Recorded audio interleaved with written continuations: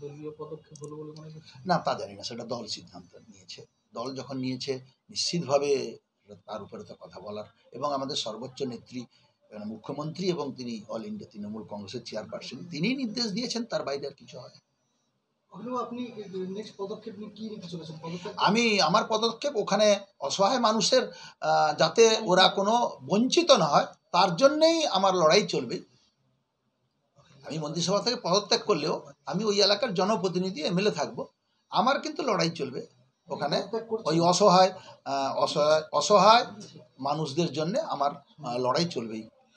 গতকাল আপনার সঙ্গে যখন যে কথোপকথনটা ভাইরাল হয়েছে সেখানে দেখা যাচ্ছে আপনি বলছেন যে বন দপ্তরে বেশ কিছু দুর্নীতি রয়েছে যেটা আপনি বিধানসভাতে তুলবেন। কি ধরনের দুর্নীতির তথ্য আছে আপনার কাছে? সেটা তো আজকে আপনাদের অনেক চ্যানেল গেছিল, আমি তো যাইনি আজকের। ওখানে স্পটে গিয়েছিল তাজপুরে, অনেক মিডিয়া গিয়েছিল। সে মিডিয়ার সামনে গ্রামবাসীরা বলেছে যে টাকা নিয়ে বন দপ্তরের লোকেরা টাকা নিয়ে দোকান নাকি বসিয়েছে। এটা গ্রামের মানুষ বলেছে, আমি বলিনি। গ্রামের মানুষরা মিডিয়ার কাছে বলেছে যে এই বন দপ্তরের লোকেরাই কখনো 5,000, কখনো 6,000, কখনো 7,000 টাকা নিয়ে আমাদের দোকান বসিয়েছে। তার মানে বন দপ্তরে দুর্নীতি হচ্ছে এবং আপনার কাছে সেই খবর ছিল, আপনি আগে মন্ত্রিসভায় জানাননি কেন, বা আপনি কি আগে কোনো পদক্ষেপ? আমি এর আগে আমার কোনো খবর ছিল না, আমি সেদিনকেই জেনেছি। আপনি ভিডিওতে বলছেন যে বন দপ্তরে একাধিক দুর্নীতি রয়েছে যেগুলো আমরা ফাঁস করে দেব। সেটা তো কাঠের ব্যাপার বলেছিলাম, টাকার ব্যাপার বলিনি। টাকার ব্যাপারটা গ্রামের লোক বলেছে, আমি কাঠের ব্যাপারটা বলেছি। কাঠের অনেক কিছু কাঠ ওরা করে। কাঠের ব্যাপারটা কি? কাঠ অনেক সময় যেগুলো অকেজো কাঠ, শুকনো কাঠ সরকারি ঘরে আসার কথা, তা বিক্রি করে নিয়ম কানুন মেনে, পদ্ধতি মেনে সেগুলো বিক্রি করে যে টাকা পয়সা সরকারের কাছে জমা দেওয়া দরকার, সেক্ষেত্রে অব্যবস্থা আছে। অখিলবাবু, একটা বিষয়, এই যে দল এই সিদ্ধান্ত যেটা নিল, তার সঙ্গে কি আপনার তার আগে কি আপনার সঙ্গে কোনোভাবে দল কথা বলেছে যে কোন পরিপ্রেক্ষিতে আপনাকে বলতে হয়েছে, বা আপনি বলেছেন, বা আপনি কেন বলেছেন? দল কি এটা আপনার কাছে কোনোভাবে জানতে চেয়েছে? না, দল আমার কাছে জানতে চায়নি। কি পরিস্থিতিতে হয়েছিল কিছু জানতে চায়নি। শুধু সুব্রত বক্সী আমাকে বলেছেন গতকাল ঘটনাটা তিনি সারাক্ষণ ধরে টেলিভিশনে দেখেছেন, তিনি নির্দেশ দিয়েছেন পদত্যাগ করতে, তাই আমি পদত্যাগ করে দিচ্ছি।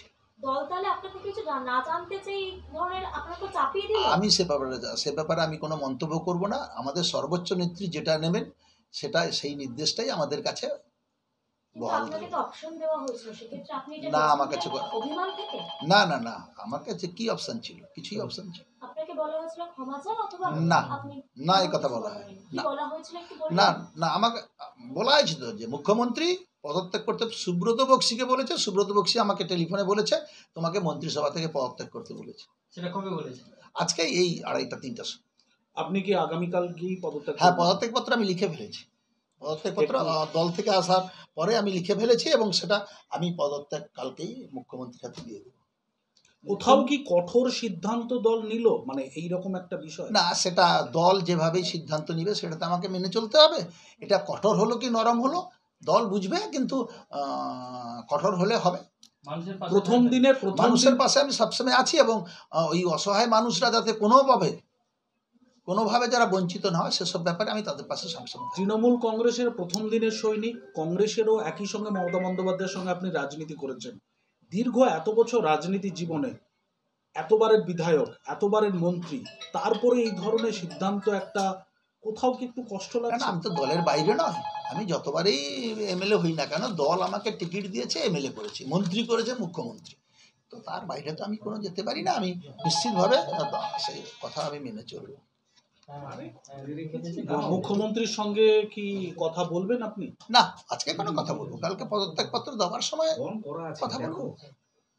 গতকাল থেকে এই যে পরিস্থিতির সম্মুখীন হতে হলো, ঘরে বাইরে একটা চাপ তৈরি হলো, দীর্ঘদিনের রাজনৈতিক ব্যক্তিত্ব আপনি, পূর্ব মেদিনীপুর, অবিভক্ত মেদিনীপুরের তৃণমূলের সৈনিক, দলের প্রতি কি এটা কি দল প্রতি আপনার প্রতি বেশি একটু কড়া হলো বলে মনে হয়? না, দলের যদি কোনো নিয়ম কানুন আমি ভেঙে থাকি, দল তো সর্বাগ্রে, আমার জন্য হয়তো দল ক্ষতিগ্রস্ত হচ্ছে। আমি এভাবে মন্ত্রিসভায় থেকে এই যে কাজকর্মগুলো করছি, দল হয়তো ভেবেছে যে এটা দলের ভাবমূর্তি নষ্ট হচ্ছে, সরকারের ভাবমূর্তি নষ্ট হচ্ছে, তাই সরকার এবং দল তাই সিদ্ধান্ত নিয়েছে, আমাকে সরিয়ে দিয়েছে, মানে পদত্যাগ করতে বলেছে। তার জন্য তো এটা আমাকে মেনে চলা উচিত। অখিলবাবু, বন দপ্তরের যে দুর্নীতির কথা আপনি বলছেন, সেটা কি আগামী দিনে সামনে আনবেন? আপনি কি দলের কাছে সেটা না, পরিস্থিতির উপর সর্বোচ্চ নির্ভর জায়গায়- করবে।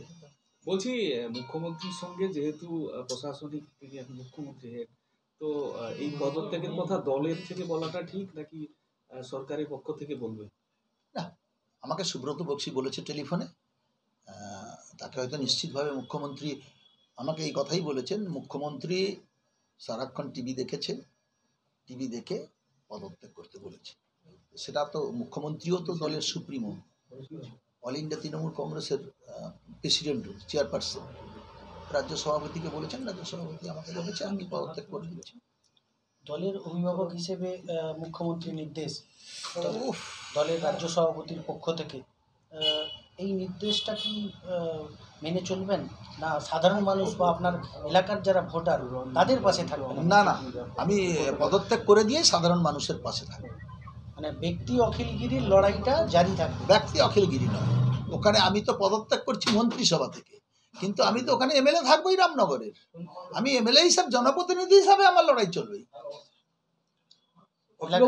অখিলবাবু একটা প্রশ্ন, গতকালের যে ঘটনাটা আপনার সঙ্গে রেঞ্জারের বাদানুবাদ, তারপরে দলের থেকে আজকে ঠিক কি নির্দেশ এলো?